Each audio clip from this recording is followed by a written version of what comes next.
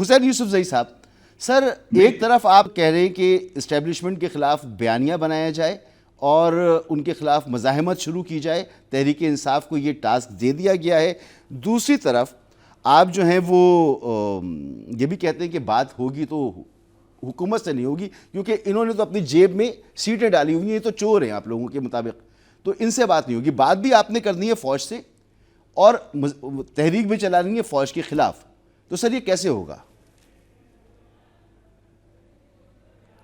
بہت شکریہ مسعود رضا بھائی. پہلی بات تو یہ ہے کہ ہمارا جو بیانیہ ہے وہ بڑا واضح ہے. یہ ہمارے متعلق جو آپ نے بات، اس میں بہت، آپ اگر ہمارا اعلامیہ غور سے پڑھتے تو آپ کی سوال میں کلیئرٹی ہوتی. آپ مجھ سے یہ سوال نہیں کرتے جو سوال ابھی آپ مجھ سے پوچھ رہے ہیں. بتا دیں سر مجھے. آپ اگر ہمارے اعلامیہ کو غور سے پڑھے تو ہم نے اس میں یہ واضح طور پر لکھا ہے کہ ہمیں اس وقت اس ملک کو جتنا ایک نئے میثاق جمہوریت کی ضرورت ہے اس سے پہلے شاید کبھی نہیں تھی. اس کا مطلب کیا ہے کہ ہم پولیٹیکل لوگ ہیں، پولیٹیکل ڈائیلاگ کے اوپر یقین رکھتے ہیں، لیکن وہ ڈائیلاگ پاور پالیٹکس کے لیے ہم کرنا نہیں چاہتے. اس لیے پاور پالیٹکس کے لیے نہیں کرنا چاہتے کیونکہ جس وقت میرے علاقے سے ہے زاہد خان صاحب، میں احترام کرتا ہوں ان کا، لیکن ان کو تو شاید یہ انہوں نے بھی کہا کہ آپ نے کسی کو اپوزیشن کو دعوت نہیں دی ہے، تو شاید ان کے علم میں نہ ہو کہ جماعت اسلامی بھی ادھر موجود تھی. لیاقت بلوچ صاحب جو ہے نا نائب امیر ہے جماعت اسلامی کے، وہ خود ادھر موجود تھے. باقی سیاسی جماعتیں موجود تھی. مولانا فضل الرحمان صاحب کو ہم نے دعوت دی تھی، وہ ہمارے ساتھ ایگری کر گئے.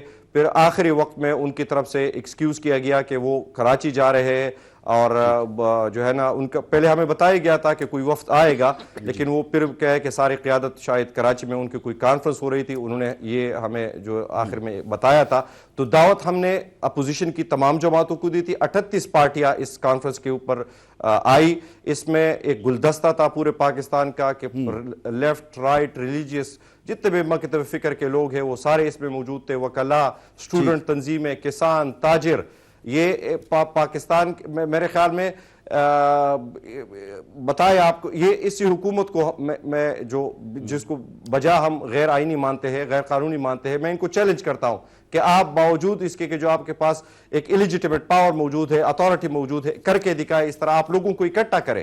لوگ آپ کے ساتھ نہیں جڑ رہے ہیں، اور اس کی بنیادی وجہ یہ ہے کہ لوگ آپ کی آئینی حیثیت کو بخوبی جانتے ہیں. جہاں تک آپ نے بات کی کہ 2 سال ہم نے کوئی تحریک برپا نہیں کی، تو آپ کو یہ اندازہ نہیں ہے کہ اس پی ٹی آئی میں، خود میرا تعلق پاکستان تحریک انصاف سے ہے، اور پی ٹی آئی نے جو 2 سال احتجاج کیا اس میں تحریک تحفظ یعنی پاکستان ان کے ساتھ شامل نہیں تھی. وہ پی ٹی آئی کی سولو فلائٹ تھی. یہ اویس بھائی بھی ہمارے ہے، ان کو پتہ ہے اچھی طرح سے کہ وہ پی ٹی آئی کی سولو فلائٹ تھی، جہاں پہ تحریک تحفظ یعنی پاکستان جڑی ہے اس ہر پروسیس سے جس میں پی ٹی آئی پھر ان کے ساتھ ایک میکینزم کے تحت چلی ہے.